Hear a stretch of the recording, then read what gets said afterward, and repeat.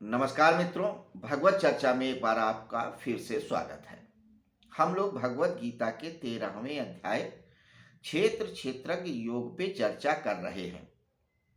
इस अध्याय के दूसरे श्लोक में भगवान ने कहा था कि क्षेत्र और क्षेत्रज्ञ का ज्ञान ही असली ज्ञान है। इसी को जानकर के व्यक्ति मुक्त होता है।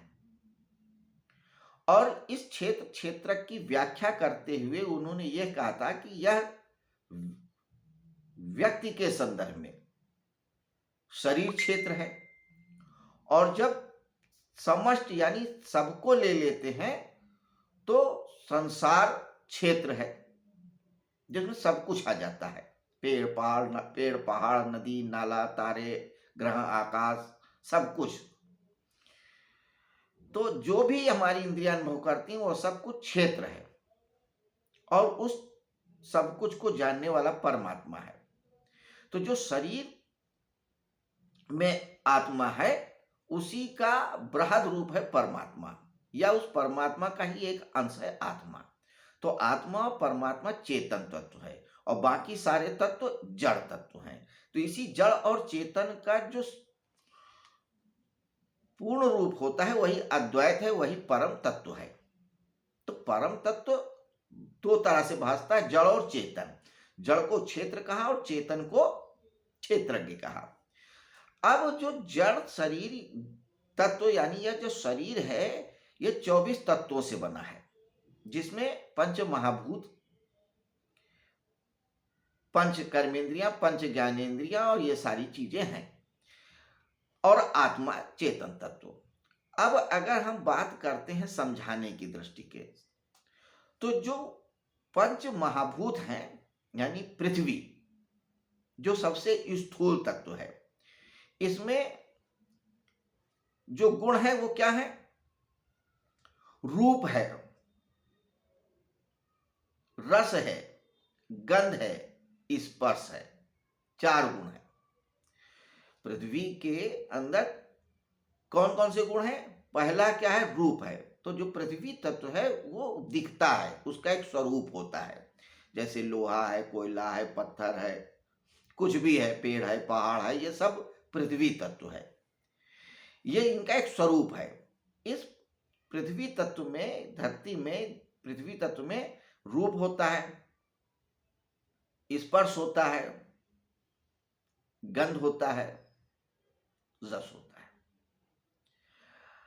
और जल तत्व में जो उससे सूक्ष्म है उसमें रूप तो होता है, रूप होता है, रस होता है, गंध नहीं होती, और स्पर्श भी होता है। अग्नि में रूप है, स्पर्श है,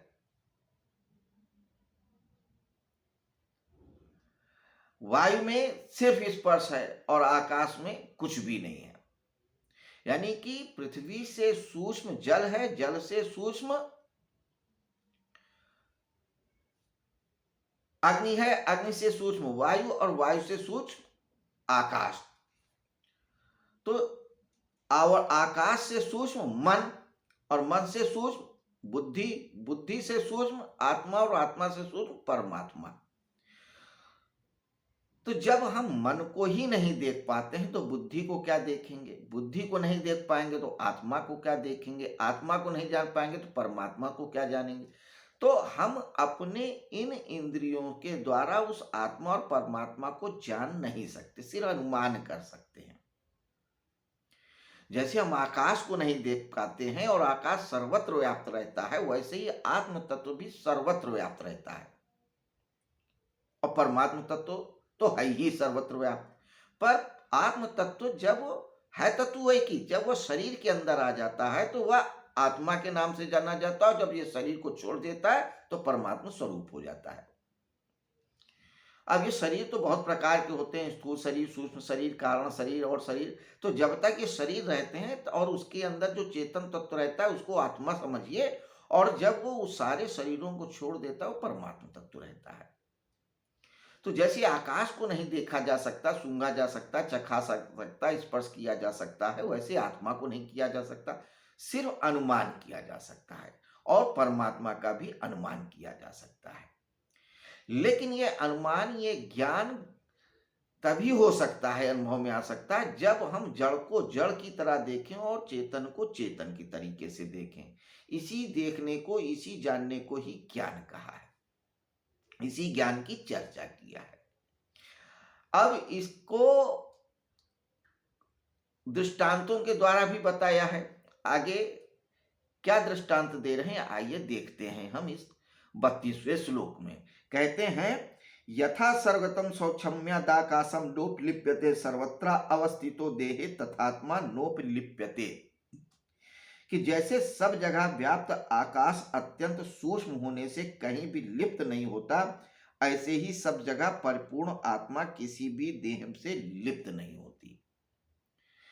तो कहते हैं कि जैसे आकाश है, हर जगह व्याप्त है, आकाश किसी चीज से चिपकता नहीं है।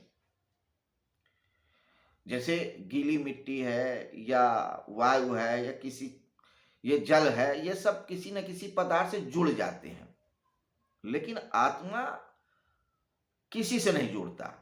ठीक उसी तरह से जैसे आकाश नहीं जुड़ता। क्या आकाश को आप पकड़ सकते हैं? नहीं पकड़ सकते। आकाश को किसी तत्व के साथ चिपका सकते हैं, जोड़ सकते हैं? नहीं जोड़ सकते हैं।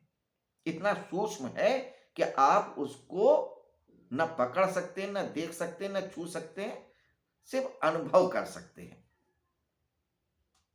इसी तरह से आत्मा है, वो लिप्त ही नहीं होती किसी में। लिप्त हम करते हैं जब हम यह सोचने लगते हैं कि ये जो क्रिया हो रही है पदार्थों में, जड़ पदार्थों में, मेरी वजह से हो रही है।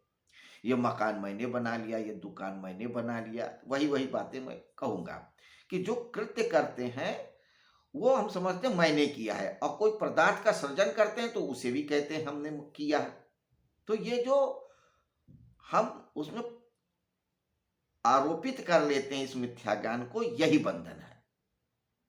पिछले श्लोकों में यही तो कहा कि पदार्थ और क्रिया दो चीजें हैं। तो जो जड़ है वो पदार्थ और क्रिया दो तरीके का है।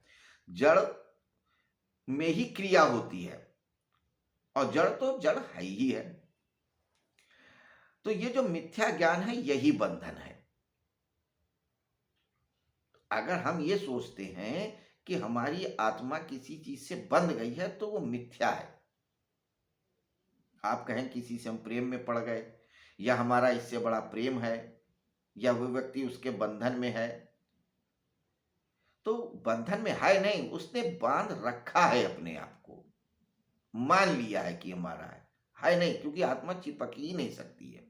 तो जो भोक्ता होता है वो आत्मा ही हो जाता है, जबकि वो भोक्ता नहीं है, सिर्फ ज्ञाता है, जानने वाला होता है। तो ये दृष्टांत यहां पे आकाश का इसलिए दिया क्योंकि आकाश सबसे सूक्ष्म तत्व है, जड़ तत्व।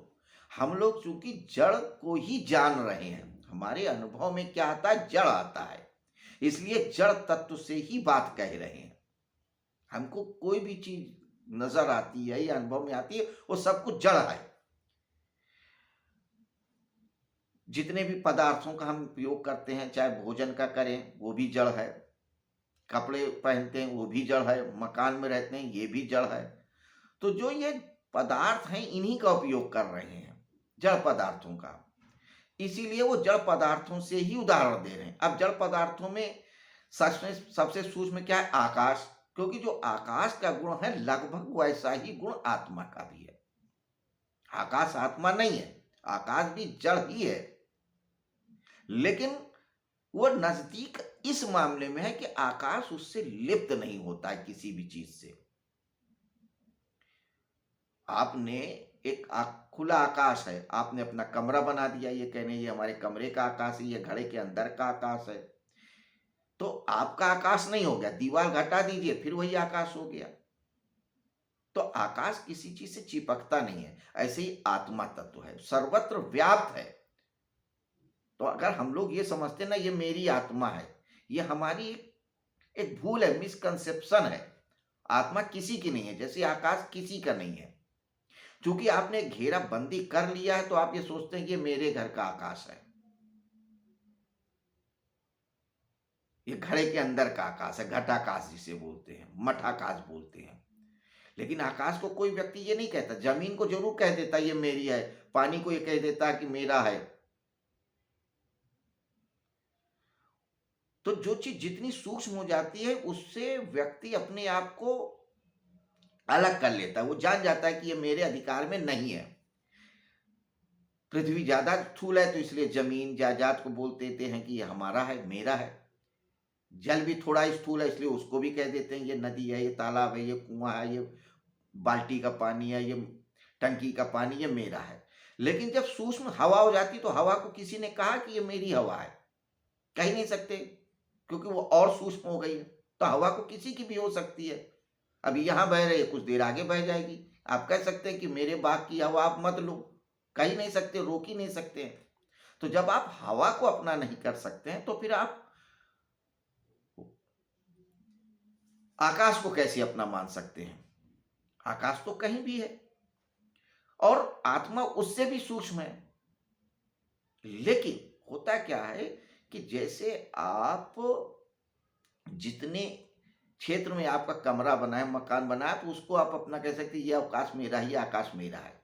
वैसे ही जब शरीर का जो एक सीमित हो जाता है, स्थूल शरीर हो जाता है, तो उसके अंदर जो चेतन तत्व होता है, तो जितना चेतन तत्व है उसको आप अपनी आत्मा मान लेते हो। जबकि आत्मा उसी परम तत्व का हिस्सा है। क्योंकि शरीर के पिंजड़े में आ जाने की वजह से आप उसको मान लेते हैं कि मेरी आत्मा है। तो मेरी आत्मा तेरी आत्मा जैसा कुछ होता नहीं है तत्व एक ही। क्योंकि शरीर के पिंजड़े में, शरीर के बंधन में, शरीर के अंदर जितना तत्व है वो परम चैतन्य तत्व, उसको आप अपनी आत्मा मानते हैं।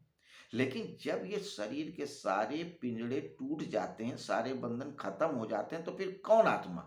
एक ही चैतन्य आत्मा है, परमात्मा, और कुछ है ही नहीं है। तो आत्मा और परमात्मा में बस भेद इतना ही है कि परमात्मा कहीं बंधा हुआ नहीं है और आत्मा बंधी नहीं है, लेकिन हमने समझ रखा है, वो मिथ्या ज्ञान है। इसीलिए जो नर है वही नारायण है। अर्जुन से कृष्ण क्यों बार बार कहते हैं कि जब तू जान लेगा कि ये जड़ है और ये चेतन है, जड़ क्रिया नहीं करती, चेतन क्रिया नहीं करती, लेकिन जड़ और चेतन के संयोग से ही सब चीजें हैं, इतना तू जान ले जाएगा तो जो तू नर है वही नारायण हो जाएगा। तू भी अर्जुन नहीं वासुदेव हो जाएगा। सिर्फ एक समझ पैदा करने के लिए ये दृष्टांत दे रहे हैं आकाश, क्योंकि ये सारे पदार्थों में सूक्ष्म है।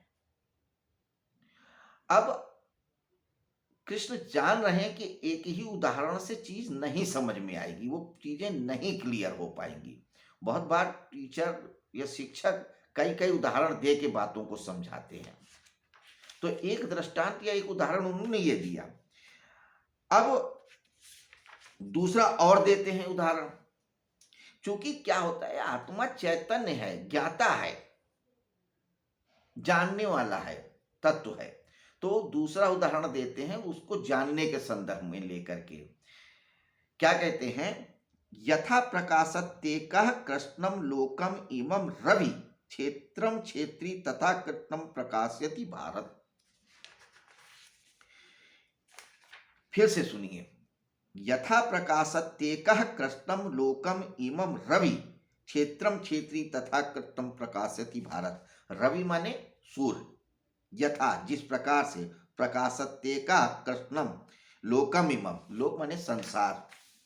तो हे भरत वंशोद्भव, भारत का मतलब भरत वंशोद्भव, भारत के वंश में पैदा होने वाले यानी अर्जुन। तो ये भारत शब्द इसलिए उन्होंने कहा कि ये जो मैं कह रहा हूं तो अर्जुन के लिए तो है ही है, सारे भरत वंशियों के लिए जो भी भारत में हुआ है। और भारत का क्या मतलब? भा का मतलब रोशनी, यानी जो जो भी ज्ञान के लिए उत्सुक है उन सब के लिए।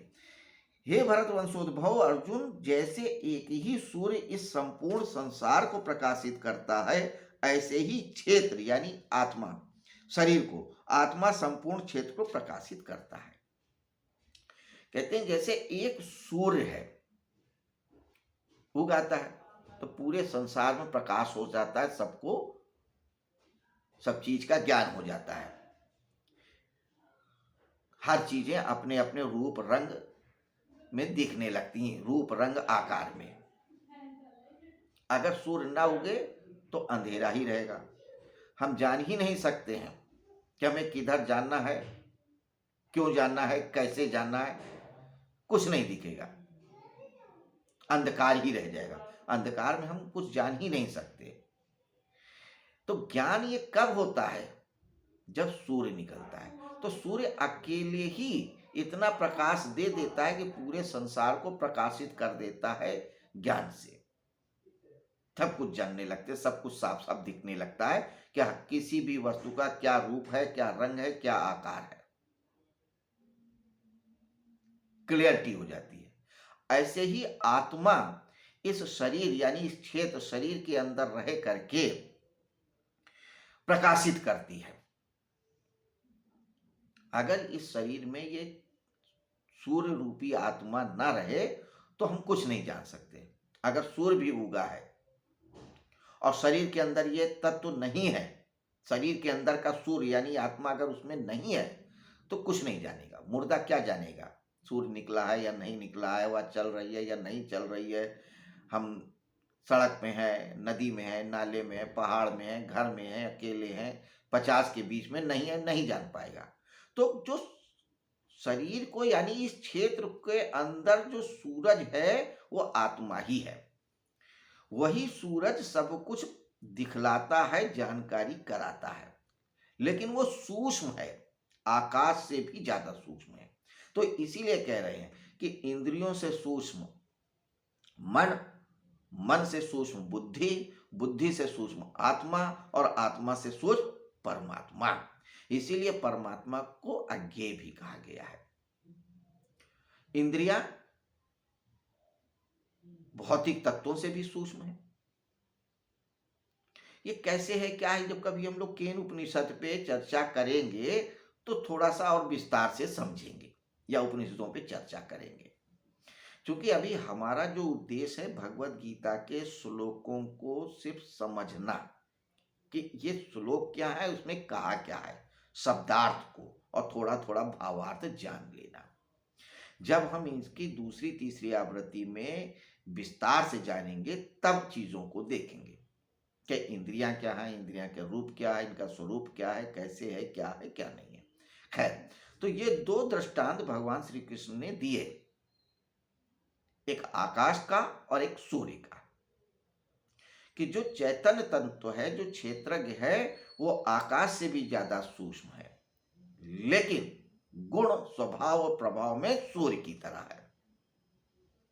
तो जैसे सूर्य अकेले पूरे जगत को प्रकाश देता है, ज्ञान देता है, सब कुछ सही से दिखाता है, वैसे ही आत्मा नामक सूर्य हमारे शरीर के अंदर, क्षेत्र के अंदर रहता है, वही सब कुछ दिखाता है। तो इन दो दृष्टांतों से समझाया। भगवान श्री कृष्ण की यही तो विशेषता है, हर तरह से समझाते हैं, एक ही बात को कितने तरीके से समझा रहे हैं, हर विधि से, हर मार्ग से, हर दृष्टांत से। खैर, तो अब हम लोग कल 34वें श्लोक पे चर्चा करेंगे। 34वां यानी कि इस अध्याय का अंतिम श्लोक। तो क्षेत्र क्षेत्रज्ञ योग नामक 13वें अध्याय में 34 श्लोक है। इस श्लोक में, इस अध्याय में क्षेत्र और क्षेत्रज्ञ दो शब्दों में यानी दो तरीके से पूर्ण सत्य को बताया कि संसार में दो ही तत्व हैं, एक क्षेत्र यानी जड़ और एक क्षेत्रज्ञ यानी चेतन। क्षेत्र को और क्षेत्रज्ञ को अगर अपने रूप, गुण और स्वभाव में जान ले तो वही असली ज्ञान है। तो कल हम फिर मिलते हैं आखिरी श्लोक पे चर्चा करने के लिए। तब तक नमस्कार, शुभ रात्रि।